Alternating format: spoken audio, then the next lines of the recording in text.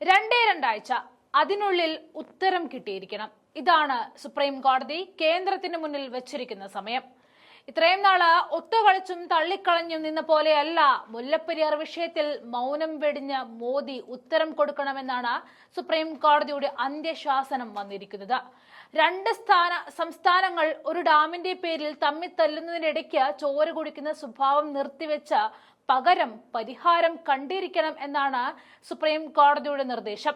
മുല്ലപ്പെരിയാർ അണക്കെട്ടിന്റെ സുരക്ഷ സംബന്ധിച്ച ഹർജിയിൽ കേന്ദ്ര സർക്കാരിന് സുപ്രീം കോടതി നോട്ടീസ് നൽകിക്കൊണ്ടാണ് മേൽപ്പറഞ്ഞ കാര്യങ്ങൾ ശാസനമായി നൽകിയത്. ഡാം സുരക്ഷാ നിയമപ്രകാരം എന്തെല്ലാം നടപടികൾ എടുത്തു എന്ന് അറിയിക്കാൻ ആവശ്യപ്പെട്ടുകൊണ്ടാണ് നോട്ടീസ് അയച്ചിരിക്കുന്നത്. ഇത്രയും ആളുകളുടെ ജീവന് ഭീഷണിയായൊരു ഡാം, അതിന് സംരക്ഷിക്കാൻ വേണ്ടിയിട്ട് കേന്ദ്രം എന്തു ചെയ്തു എന്ന ചോദ്യമാണ് സുപ്രീം കോടതി ചോദിച്ചിരിക്കുന്നത്. നിയമത്തിന് കീഴിൽ ചട്ടങ്ങൾ രൂപീകരിച്ചു എന്ന് കോടതി ചോദിച്ചു.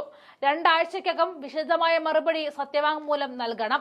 മലയാളി അഭിഭാഷകൻ മാത്യൂസ് നെടുമ്പാറ നൽകിയ ഹർജിയിലാണ് നടപടി ഉണ്ടായിരിക്കുന്നത്.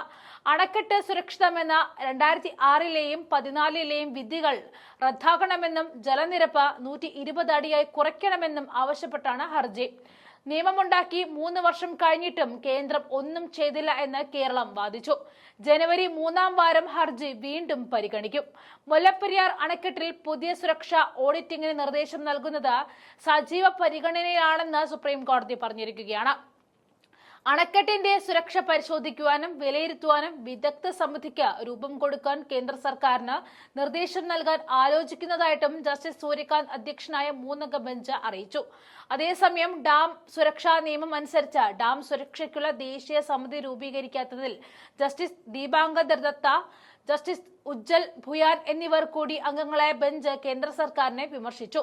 അതൃപ്തി രേഖപ്പെടുത്തിയ സുപ്രീം കോടതി ഇതുൾപ്പെടെയുള്ള വിഷയങ്ങളിൽ കേന്ദ്ര സർക്കാർ വിശദീകരണം നൽകണമെന്നും നിർദ്ദേശിച്ചു. നേരത്തെ മുല്ലപ്പെരിയാർ അണക്കെട്ടിൽ സുരക്ഷാ പരിശോധന നടത്തണമെന്ന കേരളത്തിന്റെ ആവശ്യം കേന്ദ്ര ജല കമ്മീഷൻ അംഗീകരിച്ചിരുന്നു. 13 വർഷത്തിന് ശേഷമാണ് മുല്ലപ്പെരിയാറിൽ സുരക്ഷാ പരിശോധന നടത്തുന്നത്. പരിശോധന 12 മാസത്തിനുള്ളിൽ പൂർത്തിയാക്കണമെന്നതും നിർദ്ദേശിച്ചിട്ടുണ്ട്. തമിഴ്നാടിന്റെ എതിർപ്പ് തള്ളിക്കൊണ്ടാണ് ജല കമ്മീഷന്റെ തീരുമാനം വന്നിരിക്കുന്നത്. 2021ലെ അണക്കെട്ട് സുരക്ഷാ നിയമപ്രകാരം ഇങ്ങനെയുള്ള പരിശോധന 2026ൽ മാത്രം നടത്തിയാൽ മതിയെന്ന തമിഴ്നാടിന്റെ വാദമാണ് ജല കമ്മീഷൻ തള്ളിയത്.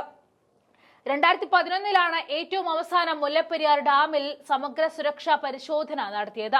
പ്രധാന ഡാമുകളിൽ 10 വർഷത്തിൽ ഒരിക്കൽ സുരക്ഷാ പരിശോധന ആവശ്യമാണെന്ന് കേന്ദ്ര ജല കമ്മീഷന്റെ സുരക്ഷാ പുസ്തകത്തിൽ വ്യവസ്ഥയുണ്ട്. കേരളത്തിന്റെ ആശങ്കകൾ കണക്കിലെടുത്ത് അണക്കെട്ടിൽ സമഗ്ര സുരക്ഷാ പരിശോധന ആവശ്യമാണെന്ന് പൊതു താൽപര്യ ഹർജിയിൽ 2022 ഫെബ്രുവരിയിൽ സുപ്രീം കോടതി വിധിച്ചിരുന്നു. എന്നാൽ സുരക്ഷാ പരിശോധനയെ തമിഴ്നാട് എതിർത്ത് വരികയായിരുന്നു. അറ്റകുറ്റപ്പണി മതിയെന്നും സുരക്ഷാ പരിശോധന വേണ്ട എന്ന നിലപാടുമായിരുന്നു തമിഴ്നാടിന്റേത്. എന്തുകൊണ്ട് ഇത്രയും ആളുകളുടെ ജീവന് പുല്ലുവില കൽപ്പിക്കുന്നു എന്ന സുപ്രീം കോടതിയുടെ ചോദ്യത്തിന് മുന്നിൽ അക്ഷരാർത്ഥത്തിൽ വെള്ളം കുടിക്കുന്ന കേന്ദ്രത്തെയാണ് കണ്ടത്. ഇനി എന്തായാലും എല്ലാം സുപ്രീം കോടതിയുടെ കയ്യിലാണ്.